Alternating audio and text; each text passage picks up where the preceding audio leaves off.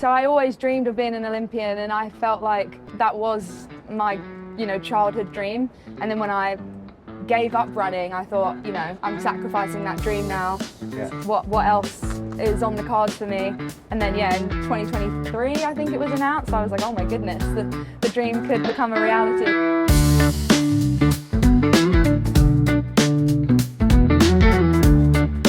Here we are for another edition, season 3 of Boast about it. I cannot believe we've been going 3 seasons. And we're here with Gina Kennedy. I'm super excited to be here with Gina, one of my favorite players on tour. Gina, welcome. Hi, thank you for having me. I've been watching these podcasts for a long time, so I'm excited to finally be featured. Fantastic. So, Gina, I would love to sort of start at the beginning. So one of the things that I found out about you while I was stalking you online, forgive me, was that I think you were, as a teenager or preteen, 1500 meter champion in England, is that correct? I was, so I held the fastest time for 1500 meters. It was actually 1200 meters because that was the distance that the under 13s were doing. So I held the fastest time for that, and then I also competed in the 1500 and the 5 kilometers. So yeah, I was an avid athlete when I was younger. I was quite successful from a young age, and won lots of titles, of... That's what I wanted to talk about, because I'm like, wow, you had all of these success, and yet I did, you took a fork in the road. I did, yeah. So I always dreamed of being an Olympian, and I felt like, it's a cliche, but when you feel like you're born to do something, I definitely feel like I was born to be a runner. That was just, it's always been my natural talent. I was always felt at home on the track when I was running, but I think being so successful from such a young age just had a lot of negative effects on me. I was extremely anxious all the time. I was very young, obviously, so I was about between the ages of 9 to 12 was when I really struggled with the thought of competing in athletics. So I would try and talk to my friends or my family and be like, I'm really nervous for this race, and they, not knowing that the effect it would have on me, they would just kind of dismiss me and be like, you're going to win so easily anyway. Like, why are you nervous? You're going to win so easily. And it would just freak me out, because then it made me feel like if I were to lose, everyone would be so shocked. It would be like the end of the world, because obviously when you're 9 years old, it's like you internalize a lot of things. It's so funny. Mike Way was talking about that, about the difference between playing up, which is easier than playing down. Exactly. And you're like the person. Exactly. And everyone can beat you, and you can only lose, basically. Exactly. So I felt like I would only get that feeling of elation if I were to win. And I did end up winning most of the time, but then it would just reinforce the narrative. And I'm sure everyone was like, oh, let's cry for Gina, she won again. Right, exactly. And then that would just reinforce the narrative of, okay, now the pressure's even more intense. People are even more like, what are you talking about? Like, you're winning. Like, why are you nervous? So it got to the point where I was 10, 11 years old, and I would be scratching I remember vividly just scratching my ankle at school all day long, just scratching it till it was red raw. And then I would like limp home and tell my mum, I can't compete this weekend, my ankle's wrecked. And she'd be like, oh no, okay, yeah, you can't compete. And then but I was fine. I just made myself. So it got to the point where I was so anxious that I was like injuring myself. Yeah. So to cut a long story short, I ended up getting plantar fasciitis. Yeah. And I was so happy. Just couldn't run, didn't want to run anymore. And yeah, I was playing squash for fun at the time, and then just after that injury, just never went back to it. So basically, squash getting into the Olympics was for you. It's crazy, because obviously I'd always dreamt of being an Olympian. That was my childhood dream. And then when I gave up running, I thought, I'm sacrificing that dream now. Yeah. What else is on the cards for me? And then in 2023, I think it was announced. I was like, oh my goodness, the dream could become a reality again all these years later. But kind of come full circle with that. Wow. Yeah. So first of all, that's fascinating. Yeah. And it speaks to the mental importance in everything we do in life, like everything. But it's also great because squash started out with you as just a joyful pastime. Yeah, it did, yeah. And I never felt that intense pressure with squash. And even though I was successful at squash, I was, you know, number one in England in all the age groups, European champion. I never felt, because I had that comparison with running, I never felt that kind of intense, this is going to be the end of the world if I lose kind of feeling. But it's interesting to think, because I still have what kind of made me so successful as a squash player was I hated losing so much. I still had that fear of losing, but it wasn't quite as intense as running. But it's interesting to think, because that is kind of the way I'm wired. If I was a squash player before I was a runner, would I feel that kind of, you know, would I have those same feelings with squash and then transition to another sport and it not be as bad?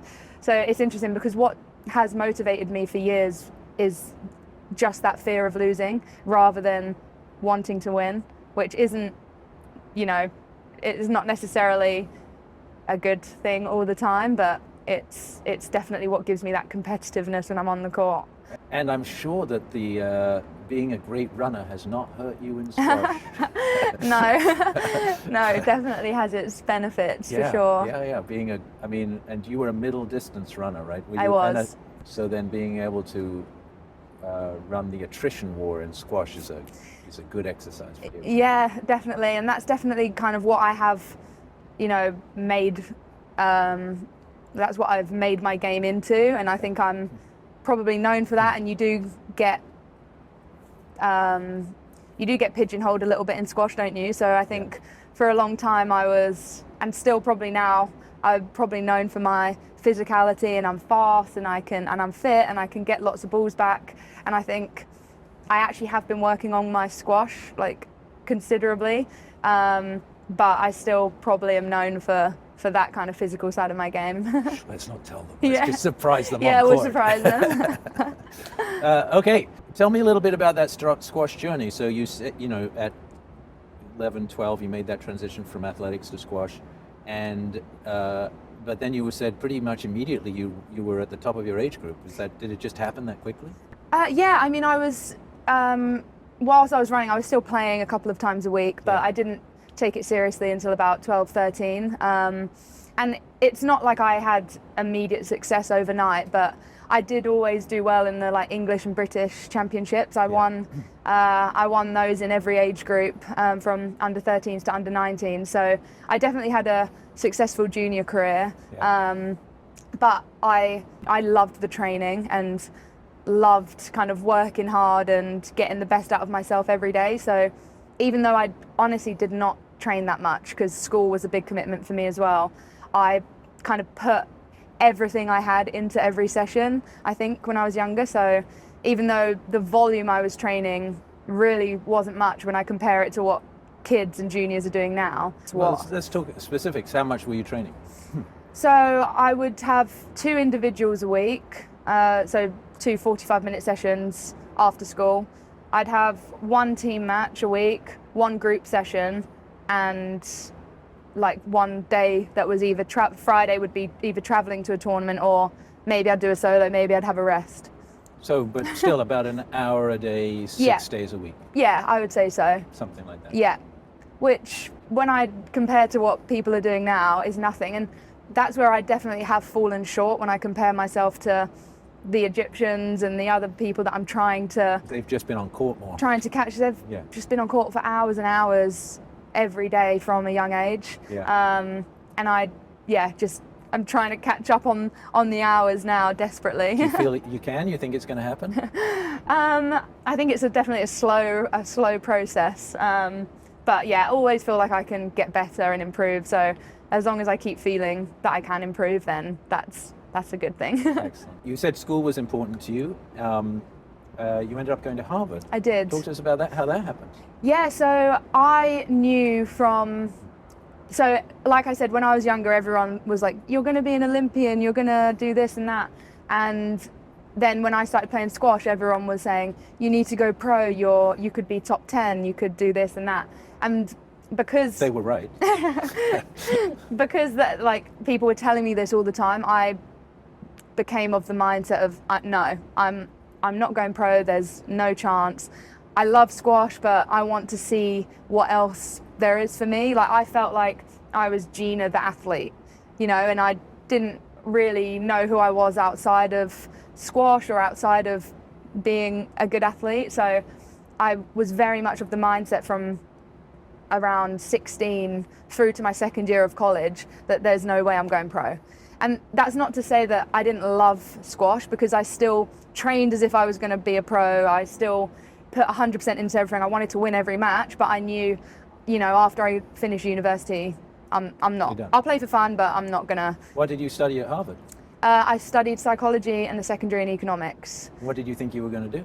I didn't know. So my second year, I actually was going to go to university in England, and then started thinking about Harvard, took a gap year so I could do the exams to get in, and managed to get in. So yeah, I was. Were you recruited? I was recruited, yes. But initially I said no, because I thought, I'm such a homebody, so I thought, no way can I spend 4 years in America.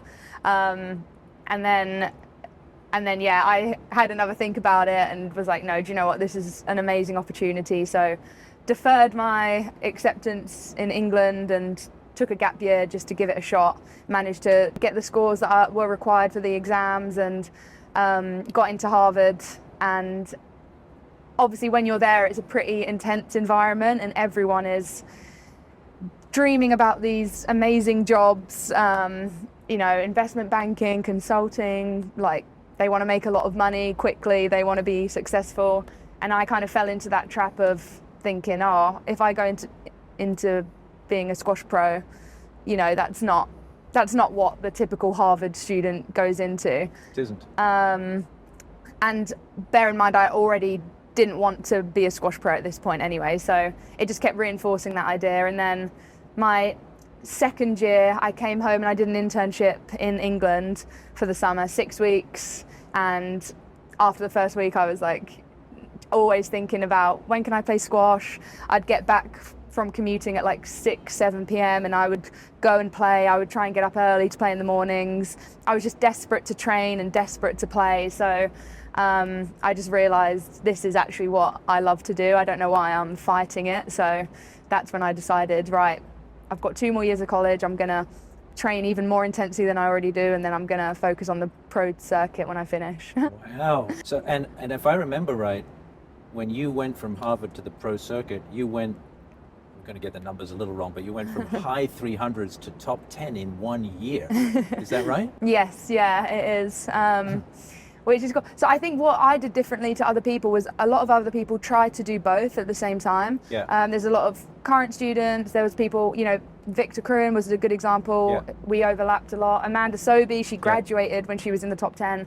Whereas I really wanted to be present in college and enjoy college, and I did, and I loved it. And I just didn't want to spend my weekends traveling, playing squash, trying to do well in exams at the same time. I didn't want to. I thought, you know what, when I graduate, I've got hopefully a long time to focus on just squash, but college is such a short period of time. I want to just enjoy it and be present. So obviously my ranking was not actually reflective of my level at the time. It's not like I graduated as a 300 ranked level player and then became a top 10 player overnight. So you're being modest. No.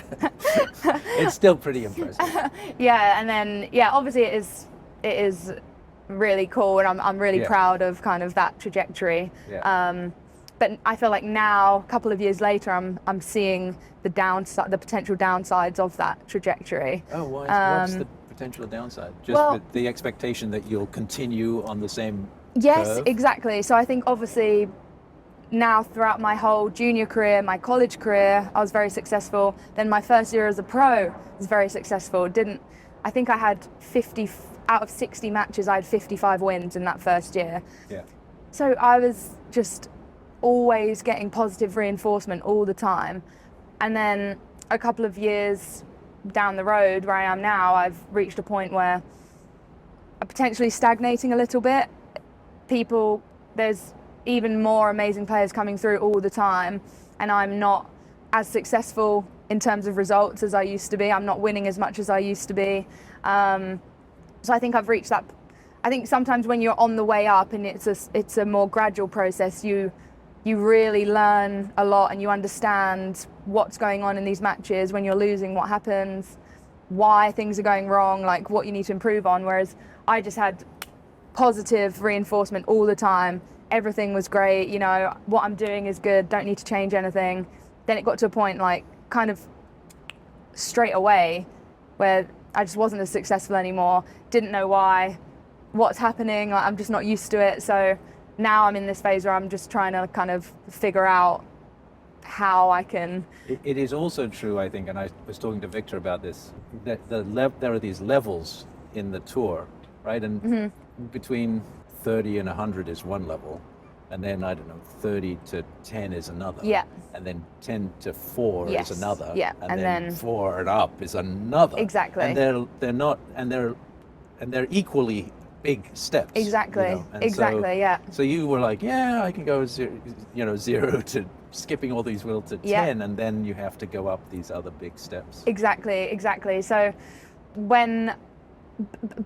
because I was experiencing success a lot and I got to top 10, then I got to top 5, and those top 4 seemed reachable for me, because I was like, okay, well, if I've done the other steps, then this next step will be just as simple. And it just, is not. It is absolutely not. It's just, I feel like a couple of years ago I was getting closer to them than I am now. You know, so I actually feel like I'm regressing, and then you've got the people outside the top 10 who are putting pressure. So I feel like everyone's going like this and I'm actually going back.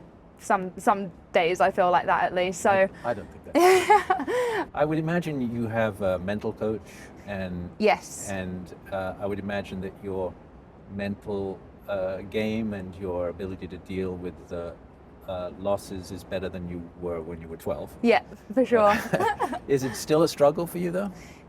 It is, definitely, but it's weird. This season, now that it's happened more frequently, it's a weird feeling because I feel more accepting of it. But sometimes I don't know if that's a good thing, because then it kind of, you know, if you kind of lack confidence a little bit, then that sometimes losing becomes, it reinforces that idea that you're not good enough, you know? Well, I'm going to insert into this interview what Mike Way said 2 interviews ago.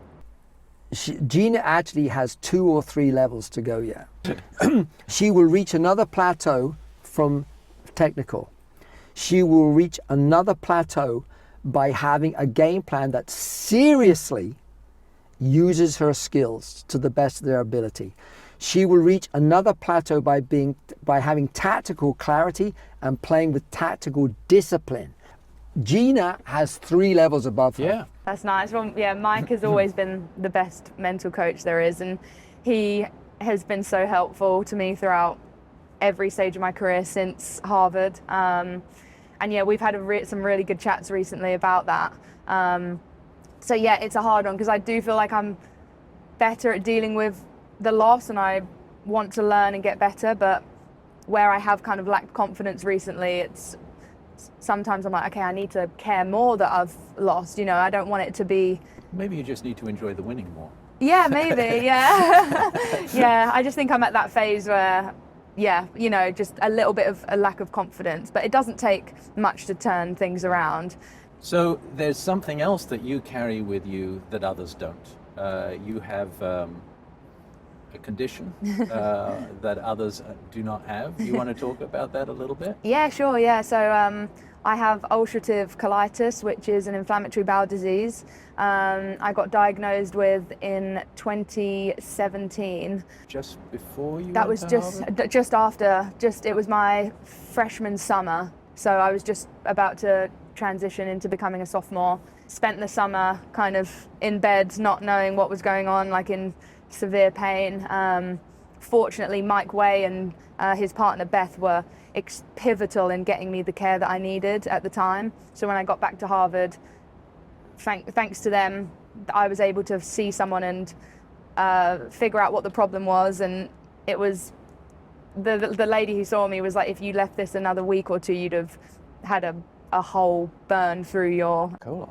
through your colon, exactly. So yeah, it was bad.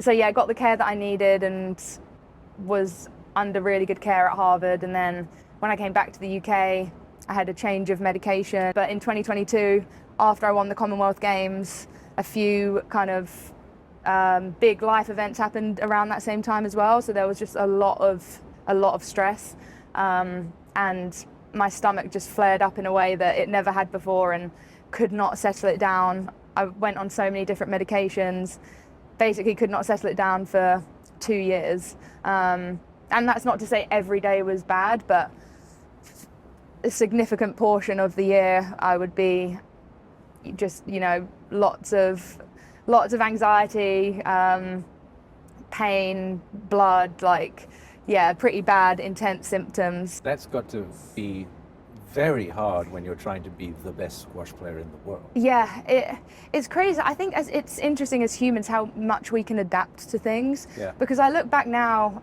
and I'm on different medication and I haven't had a flare-up since August 2024. Touch wood. And I look back and I just can't believe how I would be training or doing the things that I was doing with that kind of debilitating disease. I mean, this time last year when I was at Open Squash, I couldn't get on the subway. I couldn't eat anything before I got to a place where I knew there was a bathroom available. I couldn't meet my friend for a coffee because I didn't know the circumstance of what that environment would be like. It just became so isolating, and I love being outdoors, I love seeing my friends, but just so many decisions I had to make was determined by my stomach being bad. And I look back at my season this year, and although there's been a lot of negatives, one of the biggest positives have been that I've been healthy and I haven't had that debilitating anxiety or kind of isolation where I just have to stay in my room because I can't leave, because obviously if I don't know that there's a bathroom available, I just can't put myself in that position. So is the mental condition a cause of because of the physical condition, or does it make it worse? No, I think when my stomach's okay, then I don't even have to think about it. It's like I know when it's bad. Yeah. Obviously the anxiety, once there is a flare up, the anxiety makes it worse for sure. Yeah.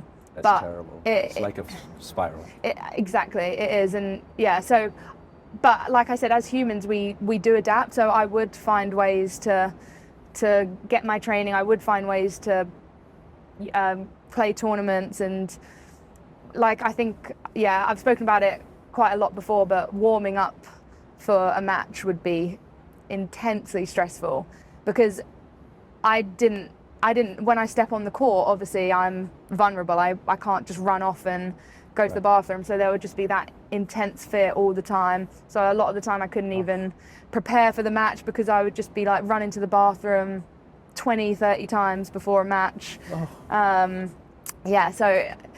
But you'd kind of just get through it, and you figure out ways to deal with stuff and adapt. So well, look, I for me, that just makes you more impressive, because to be able to shoulder that, still be a top 10 squash player, and to be working to be higher than that. I think your highest ranking was 5? 5, yes, yeah. So top 5 in the world. Yeah. And that you if I now understand the timelines right, you were number 5 when you were having these flare-ups. Yes, yeah, I was. I mean, at that time specifically, that would have been May 2024. Yeah. I reached top 5. So it's not like every day was terrible. Right. So I think around before summer, before I came to Open Squash, it was probably a bit better. But there would be times, I remember playing in nationals once and just, would be in so much pain and stuff. So there have been tournaments where it has affected me a lot, but obviously everyone has things all the time that they're dealing with. So you just have to kind of figure out ways to make yourself better every day. So you're currently ranked number 9. Yeah. What's your goal for the next year? The next season, I definitely want to solidify myself in the top 8 again. a couple of years ago, if you asked me what my goal was, it would have been different. It would have been probably, I want to, be in the top 4, and I want to make finals of these platinum events. But things have changed. There's a lot more players coming in. There's a lot about my game that I want to change. So I just want to focus on more smaller, more achievable goals. So solidifying myself back in the top 8. I'd love to win a title again. I went the whole season without winning a title, so want to get back to winning ways. But that's going to come from implementing the changes that I've been trying to make in training. So the results only come from, putting in the work outside of that. So I want to just keep chipping away, keep trying to improve, and then hopefully the results will come. And I imagine you have your eye on the Olympics. Yes, definitely, yeah. So 3 years until the Olympics, so it feels like a long time, but I know it's going to go really, really quickly. So top 8 next year, top 4 the year after, and the Olympic gold the year after that. That's the ideal plan. So yeah, that would be amazing. Obviously, we don't know how the qualification works yet, or what's going to happen, but. And there's only 16 players. Yeah, that's all we know. There's only 16 players, so it's going to be very hard to qualify. There's lots of really good talent in Great Britain. Who are going to be fighting for those spots. So just got to try and keep trying to make myself better every day, and hopefully I can have a chance to qualify for the Olympics. Well, Gina, you're here this week because you're doing a camp for open squash. Yes. So we're very, I loved grateful. it. Thank you. Thank you. Thanks for being a great ambassador for open squash and Of wearing course, our shirt. And thank you for having you. Thank you for having me. Really enjoyed it. That's great. Thank you. Thank you. Thanks.